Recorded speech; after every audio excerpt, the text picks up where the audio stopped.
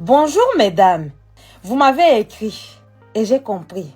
Vous avez dit Joyce, ça fait 15 ans que je suis mariée, je n'ai jamais ressenti l'orgasme. Ça fait 10 ans, ça fait 20 ans.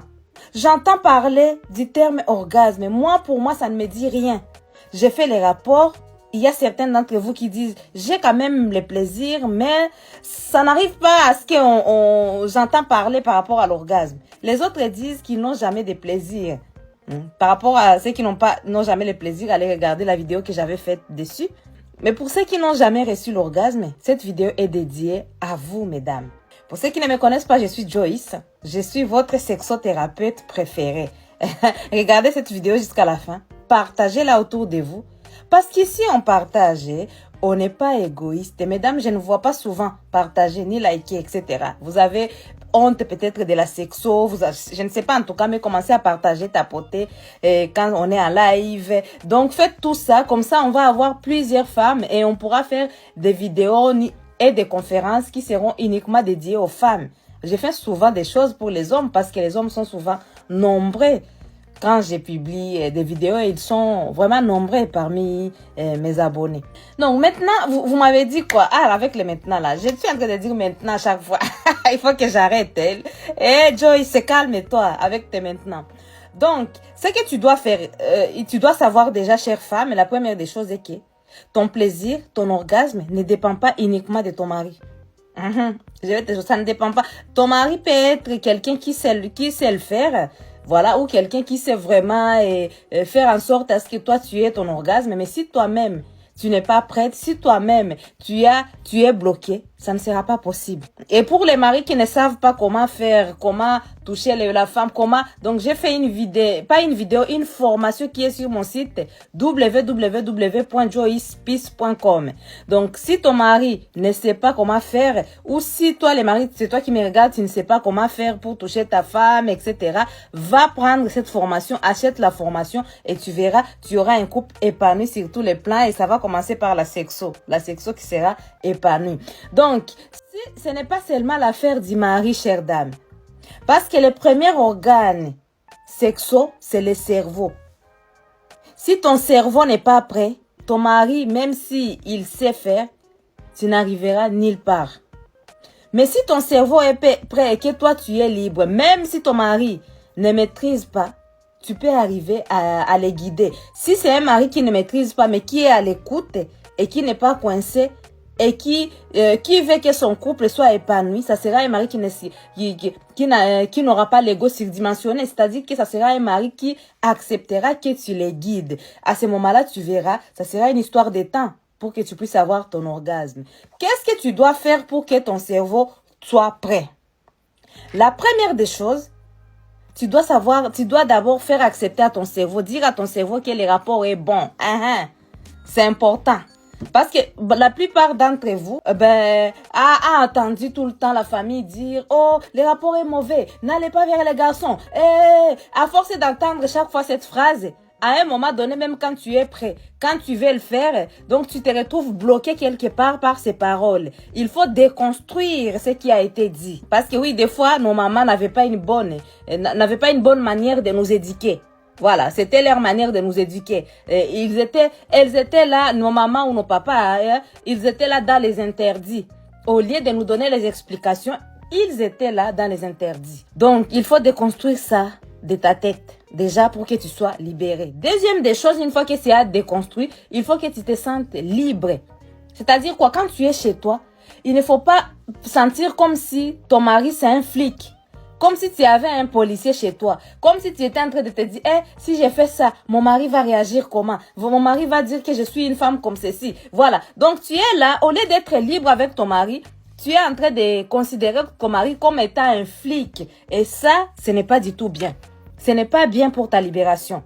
Donc, il faudrait que tu sois libre dans ton foyer, libre de tes mouvements, libre de réagir devant ton mari. Il faut considérer ton mari pas comme ton flic, pas comme ton frère, pas comme ton papa. Il faut les considérer comme ton mari. Donc, vous deux, vous avez même âge. On est bien d'accord? Troisième des choses, une fois que tu l'as considéré comme ton mari, il faut lui faire maintenant confiance. Lui faire confiance en te disant que non, je peux être libre devant mon mari. Et pour ça, les hommes, c'est là où vous intervenez. Il ne faut pas juger vos femmes. Ta femme veut faire une position, tu es là en train de lui dire, ah, tu as appris ça où? Elle veut bouger, elle veut te toucher d'une autre manière, elle veut amener les piments dans le couple. Toi, tu es là en train de la condamner, en train de la juger. Elle n'aura jamais confiance en toi. Alors que pour qu'elle soit libérée, pour qu'elle ait les plaisirs, il faudrait qu'elle ait confiance en toi. Mais comme toi, tu casses souvent l'ambiance, à un moment donné, elle sera bloquée. Elle sera bloquée parce qu'elle qui n'a pas reçu l'éducation sexuelle. En plus, toi, ton mari, tu es en train encore de la bloquer. Tu es comme un policier. Tu vois, elle sera bloquée. Donc là, tu joues ton rôle. Sois un homme qui soit dans l'optique d'accompagner ta femme, de l'écouter, voilà, de faire ce qu'elle te demande de faire. C'est vraiment capital, hein. Donc, tu fais confiance en ton mari. Tu sais que tu peux être libre. Tu peux être vraiment comme si tu n'existais plus. Hein, pendant le moment d'orgasme et tu te sens à l'aise devant lui. Quatrième des choses, il faut savoir t'explorer.